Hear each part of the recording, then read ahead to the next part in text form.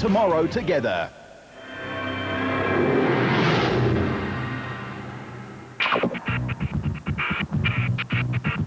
Lydenburg, a bustling town bristling with new developments and opportunity, is nestled at the foothills of the famous or infamous Long-Tom Pass and surrounded by the Steenkampsberg and Marksberg mountain ranges, the highest points in Mpumalanga.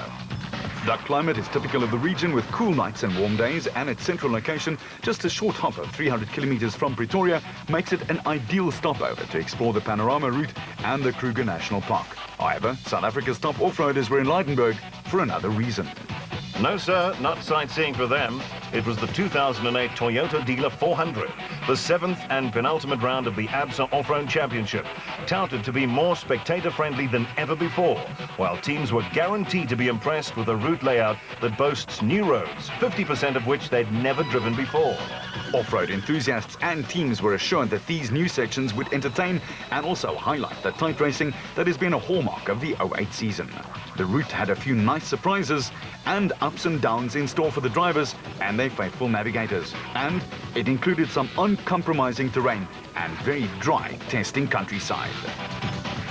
The competitiveness, particularly in the SP Class and A category in 2008, has been nothing short of scintillating. And in both championship battles, the fans expected a few clashes of epic proportions. In fact, most of the championship contenders were well aware that this was make or break in Lydenburg. There were only 6 points that separated the top 3 drivers in the SP Class standings. The dices were rolling and no one knew exactly how they were destined to fall. The reigning champion Duncan Foss and the fire engine red Sassel Nissan Navara led the Drivers' Championship by a slender 4 points. That was ahead of former champion Neil Woolridge in the factory Ford Racing Ranger. In the Toyota camp, they too were loaded and ready to fire at the opposition. Mark Grenier was particularly eager to win this one, his sponsor's flagship event. Oh, absolutely. It's been one of my big ambitions to do it for these guys. We have big supporters up here, and I'd really like to bring a result home for them. You've had a few waltzes with Lady Luck this season. Yeah, we've had gremlins here and there, but we're sorting them out as we go along, and we're slowly making some strong progress. I mean, the vehicle has definitely got the pace. It's just a matter of getting all the little bits and small pieces sorted out, and we'll be there. What are you expecting route-wise here in Lydenburg? Well, I think definitely it's going to be some really quick stuff, and in between there's going to be some really tough stuff. So it's going to be difficult to find the balance, and also being so long, it's going to be tricky, but we're going to give it hell. Championship leader and defending national champion Duncan Foss. Yeah, you know, always at this race, it's always a critical time in the championship. There's one more race after this, and the points are very close between Hannes, myself, and the Fords. All of us actually need, one of us has to win to really try and cement our position. So we're all going to be trying hard, I'm sure. And what sort of conditions are you expecting in the Mpumalanga Bush and Mountains? Look, there's been no rain in the area, so it's going to be very dusty. Luckily, there's a bit of wind around, so that should help us. But it's always tough this race. You know, there are a lot of mountainous areas, a lot of rocks that can catch you out, a lot of boulders. So you've got to be fast, but you've got to be clever as well. And there's the rub. Shorthammer, Woolridge's co-driver, knows it as a tough ride. Yeah, it is, but we need to finish it first of all. Obviously, we need a win. But, you know, the championship's alive, and it's never over till it's over. We need to be in front at the end of the season, not at the beginning. And no, the car's good. We're looking forward to the race. It's a great race. We've had a bit of bad luck over the years here.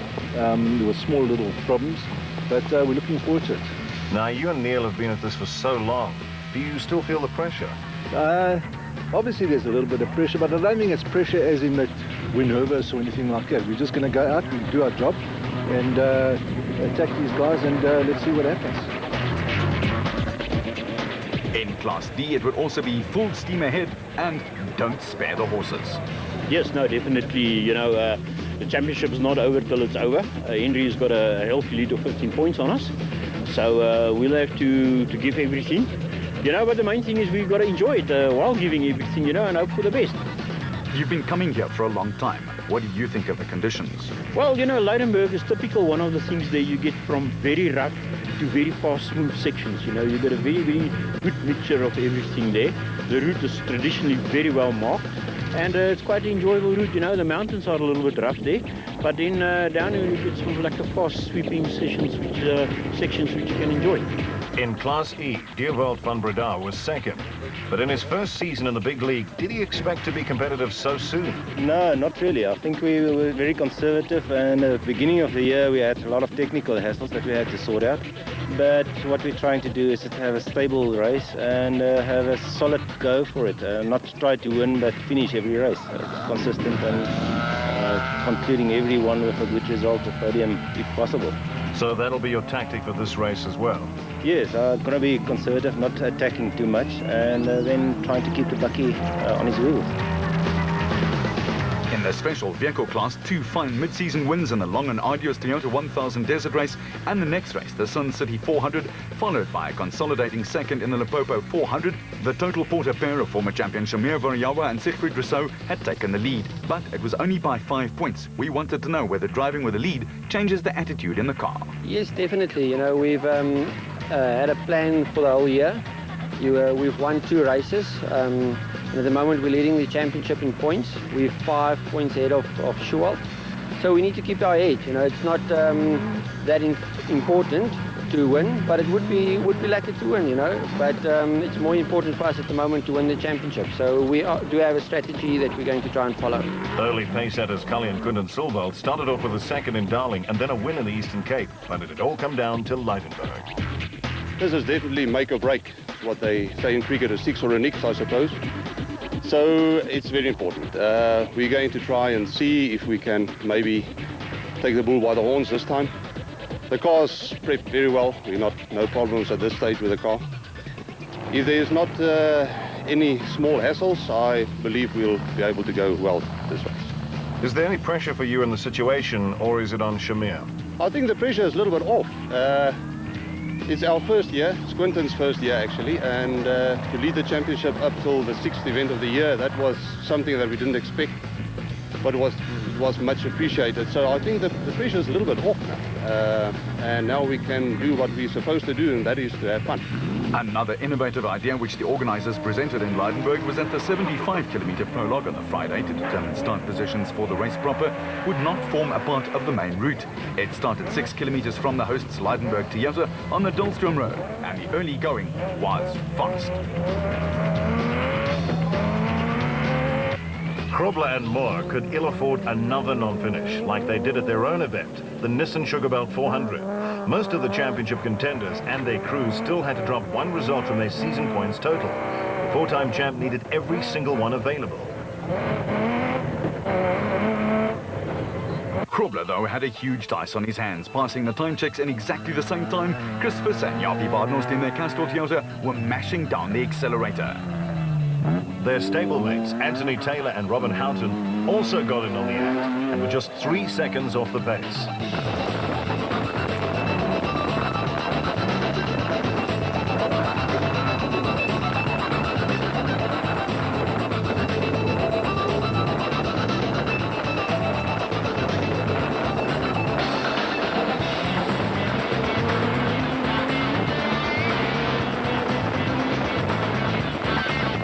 It was aggressive and controlled driving from the former national production car champion.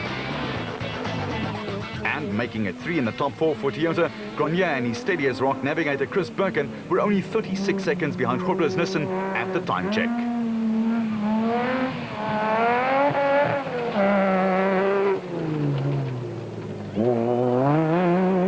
But this was the last scene that the Nissan crew wanted to see. 4 stranded at the roadside, while the Mika and XL dealer team and all the other championship contenders stormed right past. What can I say? We've lost 4-wheel drive after about 2 Ks, and now the light we checked on the start line, it was working, now it's not working, so it's going from bad to worse. A bad day at the office, but not so for the Ford Ranger pilot, Woolridge and his trusty coach, Schulthammer. The Pietermaritzburg-based duo was steady and fast, promising good things for the race proper the next day. In the co-drivers championship battle, it was also very tight. Kenny led Nissan's Juan Moore alongside the crafty Grobler by a scant 2 points, and the race was on here too. Kobus van Donde and Rian Gropper and the second Ford were 6th fastest, 2 minutes and 35 seconds behind. The muddy sections early on were taxing on car, mind and left foot. The clutch was working overtime. Mark Ferguson and Craig West made it 3 in the top 7 for Ford in their Ranger. The manufacturers' battle was hotting up, with Toyota setting the pace and Nissan 40 points in arrears. In Class D, it was indeed Labuskaghni and his co-driver Johan Gerber who appeared first in the Raceonics Nissan. They had thrown caution to the wind early on and were driving hard. But the experienced brothers Henry and Maurice Matted in their red Ryobi Nissan hardbody with their 15-point championship cushion were right behind them. In fact, they were just a second behind at the time check. It was all-out stuff. They were followed by Jaco Swanepoel and Keith Solomon in the IDM Cement entry. They've had a solid and steady season, but wanted to do some giant killing in Leidenburg. The big names in Class E then came by. Defending national champions Jack Peckham and Lucia Santoro in their diesel Ford Ranger had taken it out hard and were ahead by 1 minute and 50 seconds. With husband and wife team Jordan Sharon Barkhuizen and the Rubicon Toyota next in the SP class, 9th quickest in the prologue. And back in Class E, Limpopo 400 winners Dion Fenter and Ian Palmer, who were chasing Peckham's dust in their 4x4 Mega World entry. With third in Class D going to Christian de Plooy and Henk Janse van Vieren in the RFS Toyota, almost 4 minutes off the pace, set by Labuskaghni and then Zermatt.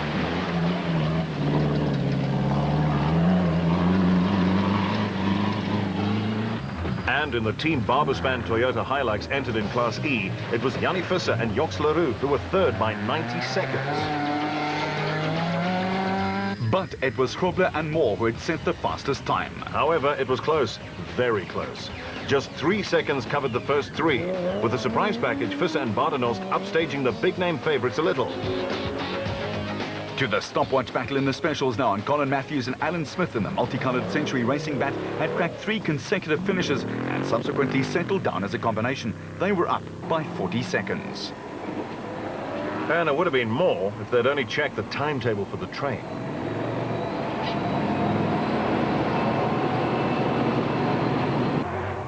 A fine victory for Gary Berthold and his navigator Andre Vermeulen in the big turquoise Atlas Copco Porter. Their second of the season on the Limpopo 400 has brought them straight back into the picture, and their prologue proved that it was no fluke.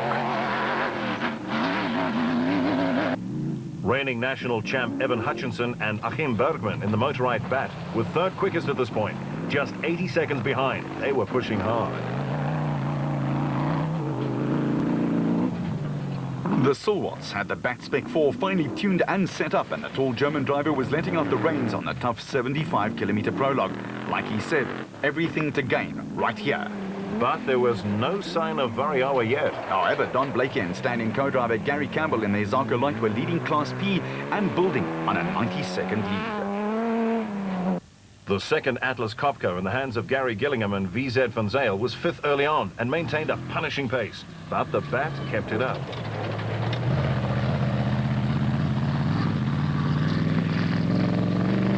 Second in Class B was filled by brothers Johan and Etienne Besaidnout in their Adenco Bat. They were loving the rough and tumble of Mpumalanga.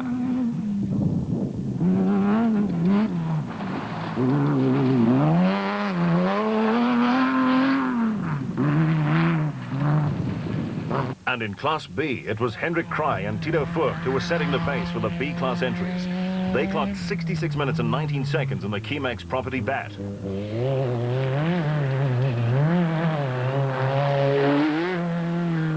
Back in Class P, it was Johan van Staden and James Rousseau who had taken a liking to second place and held onto it for dear life.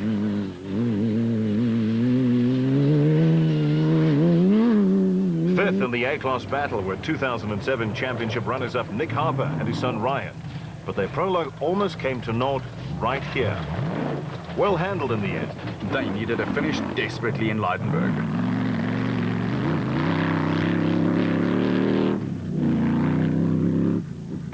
In Class B, the second place was filled by Lo de Bruin and Rudy Brits, who were just 57 seconds behind in the Rubicon Bat. A great drive.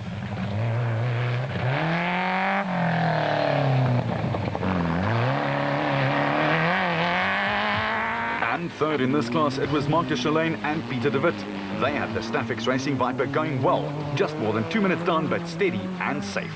But it was a win by non-championship contenders Matthews and Smith And should it continue on race day, it would make it very difficult for the front runners to recover vitally needed points. Less than 2 minutes between the top four right there, though. Then there's repairs and resetting to be done for the 400 Ks of racing the next day. And in the pit area at the Leidenburg Rugby Club, the feverish activity continued at a pace. Every little thing has to be triple-checked to ensure reliability and performance, all within just a few short hours. Yeah, it was quite a good event, prologue for me. First time I've been here also, so I didn't go too hard, just try to get the car to the end. Mark had a flat wheel, unfortunately, about 15 k's from the end, and I got caught in his dust, so I must have lost about 20 or 30 seconds from that. But until then, I think we were running a first and second, and then at the end, I think I'm about 6 seconds behind Hannes now. So, yeah, it's left it open for tomorrow. Let's hope we can have a good, clean run tomorrow. Grobler was equally happy with his day in the Nissan Navara's cockpit. Yeah, it was a good result. It was really rough out there.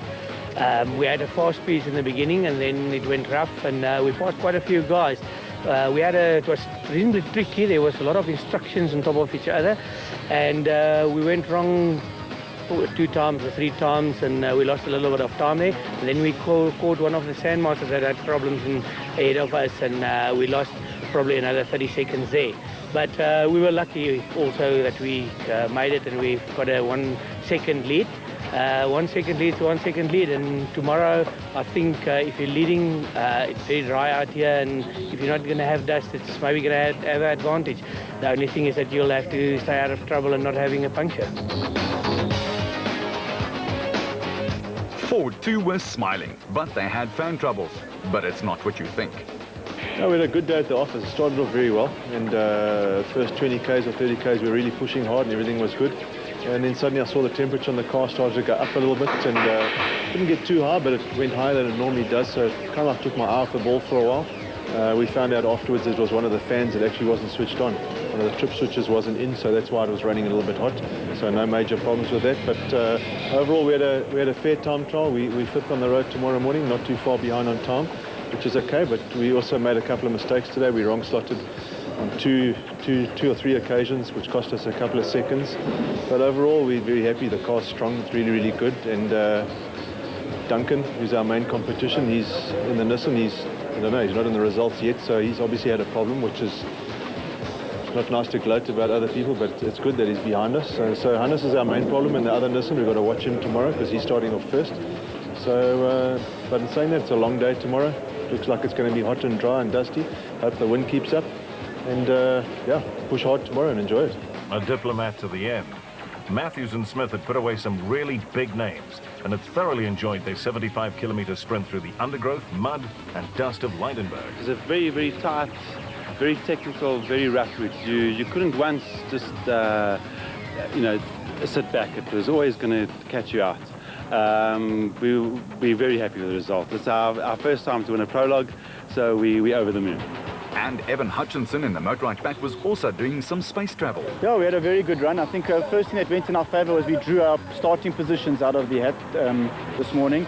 So we traditionally have been starting first and second on the time trial, which is quite difficult. Whereas today we drew fourth, so it worked in our favour. Yeah, we had a great run. I think we were about a minute and a half ahead of the field, and we picked up a punch, unfortunately, so that we needed to change it, stopped us back slightly. But yeah, a very good run nonetheless. Vehicle and asset finance from ABSA. Going